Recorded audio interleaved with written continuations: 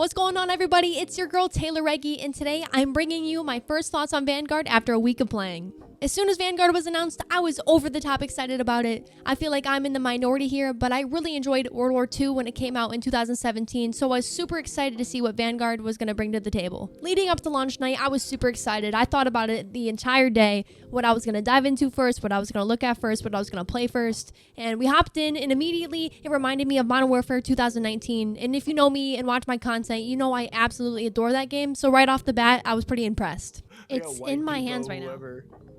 It is here in my hands, like a newborn baby. Now let's just cut to the chase, and I'll dive into my favorite parts. Like I mentioned before, I was a fan of Call of Duty World War II, so I was excited to see how Sledgehammer was going to bring a new layer of freshness to the World War II era.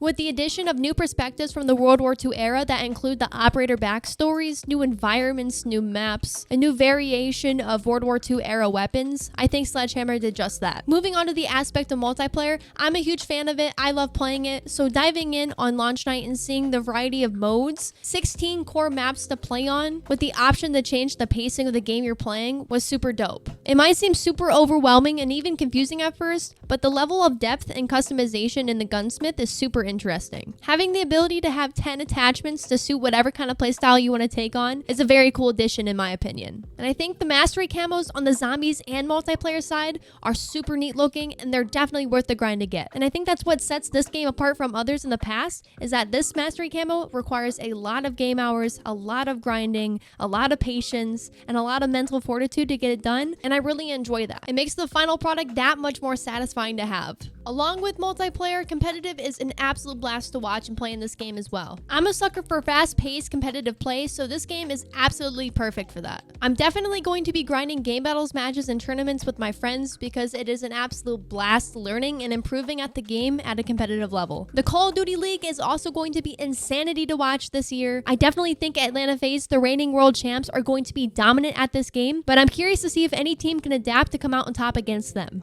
Because like, you know me, you want your team to come out on top against the best team in the world, right? I definitely think that Optic Texas can do it. I think it's going to take a lot of work, but we'll have to see. And while the game has been enjoyable to me so far, there is another side of this. I don't think this is the perfect game, and I do think that there are some things that could be changed or fixed. There are some aspects of this game that I find to be very annoying. Those include the rodent-like use of shotguns in every single public match you enter. Breakable walls that aren't breakable at all. You run at it hoping to break through it like the Kool-Aid Man, but you just run into a brick wall. And the only way to break it is to obliterate it with explosives and gunfire. Which I should also add, I don't believe breakable walls have a place in competitive play at all. The bomb glitch. In Search and Destroy, you can actually see when your enemy is defusing the bomb you have planted, which makes it incredibly frustrating to play through when you're on defense. The STG and the MP40 outshine literally every other gun in the game, so obviously I would like to see that tuned as well. It is also unfortunate that ranked play did not drop with the full release of the game. I do understand it from a developer's perspective. When it comes out in the new year, I can just hope that it's near perfect and it features an ELO-based ranking system. I think anything following that would just be nitpicking the game, and the things that I have to nitpick about are the kinks that the developers are already working on. I think if we just give the developers time and remain calm and patient, they're going to give us the game that we want to play. Then again, I have a very optimistic outlook on the entire process of developing a game, so if that doesn't resonate with you, go ahead and be angry, that's fine. Overall, I think we're genuinely in for a great year of Call of Duty. Sledgehammer has done nothing but listen and been responsive to the problems that we've been telling them, so I think we can all be hopeful for the future of this year. And I'm feeling very grateful that I get to experience another release of Call of Duty alongside of my friends and community members. I'm very excited to grow and learn this game alongside of all of you. So buckle in, get cracked, and let's get to it. That sounds cheesy, I know, but I mean it. I really do mean it.